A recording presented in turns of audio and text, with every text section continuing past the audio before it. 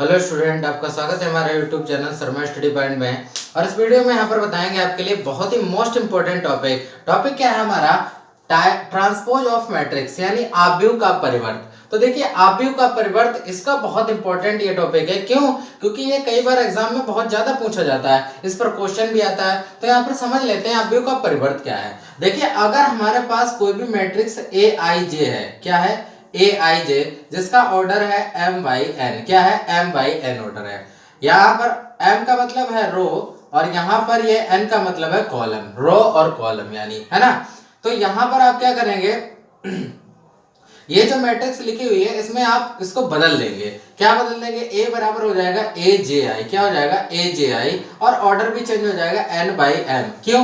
क्योंकि यहाँ पर जो मैट्रिक्स होगी इसका मतलब हुआ कि अगर हमारे पास मैट्रिक्स A है 2x2 की 1 2 3 2, तो हम क्या करेंगे, ट्रांसपोज ऑफ मैट्रिक्स का मतलब है कि रो को कॉलम में बदल दीजिए या कॉलम को रो में। यानी हम मैट्रिक्स को रो जो है, इसकी रो R1 ये है, R2 ये है, तो हम इसको रो 1 और रो 2 को कॉलम में लिख देंगे। यानी हम देखिए कैसे लिखेंगे, ये रो है कॉलम में बदल दीजिए 1 2 और 3 4। देखिए क्या हो गया, ये ट्रांसपोज हो गया, यानी मैट्रिक्स का क्या हो गया, आव्यूह हो गया। यानी a यहां पर जो है a की पावर t से रिप्रेजेंट करेंगे, तो ये मैट्रिक्स a का क्या हो गया, ट्रांसपोज हो गया। क्या हो गया? ट्रांसपोज हो गया। यानी जब हम रो से जब हम कॉलम में बदल देंगे या कॉलम से हम रो में बदल देंगे, तो हमारे यहाँ पर क्या कहलाएगा, ये ट्रांसपोज कहलाएगा, किसी भी मैट्रिक्स का परिवर्त कहलाएगा। क्लियर है?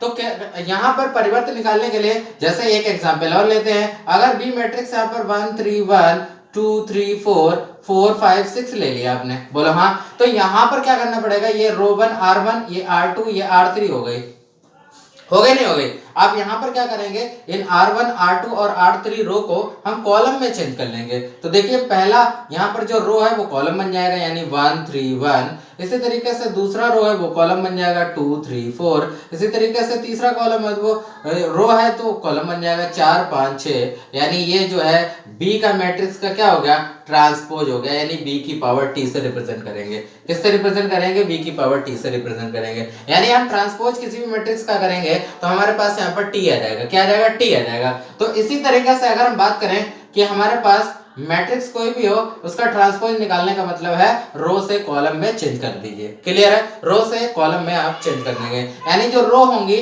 वो किस में बदल जाएंगी, वो कॉलम्स में बदल जाएंगी। इस तरीके से कॉलम में C1 C2 C3 C4 हो जाएगा, है ना, C2 C3 हो जाएगा। तो इसी तरीके से ट्रांसपोज हो जाएगा। यानी यही ट्रांसपोज है कि आप रो से कॉलम को या कॉलम से रो में बदल सकते हैं ना। हाँ, तो ये ट्रांसपोज। और इसको रिप्रेजेंट करने के लिए ए डैश से भी करते हैं। जैसे ए मैट्रिक्स दिया गया आपके लिए 1 2 3 2, इसको हम अगर बदलेंगे तो क्या हो जाएगा 1 2, क्योंकि पहली रो को पहले कॉलम में और दूसरी रो को दूसरे कॉलम में। तो ए की पावर यहाँ पर ए डैश भी लिख सकते हैं। तो ए डैश कितना हो गया 1 3 2 2। ए डैश कितना हो गया 1 3 2 2। यानी इसका ट्रांसपोज दो तरीके से रिप्रेजेंट किया जा सकता है। एक तो ए की पावर टी, यानी मैट्रिक्स यहाँ पर कोई भी होगी तो उसकी पावर टी, या ए डैश से भी रिप्रेजेंट किया जा सकता है। तो यहाँ पर ये ध्यान रखना, आप ट्रांसपोज निकालने के लिए या तो आपको टी लिखा होगा या डैश लिखा होगा, तो इसका मतलब ट्रांसपोज है, यानी किसी भी आव्यूह का जो है परिवर्त है। तो आई होप आप ये समझ गए होंगे कि आव्यूह का परिवर्त यानी ट्रांसपोज ऑफ अ मैट्रिक्स कैसे निकालते हैं। Thank you for watching this video.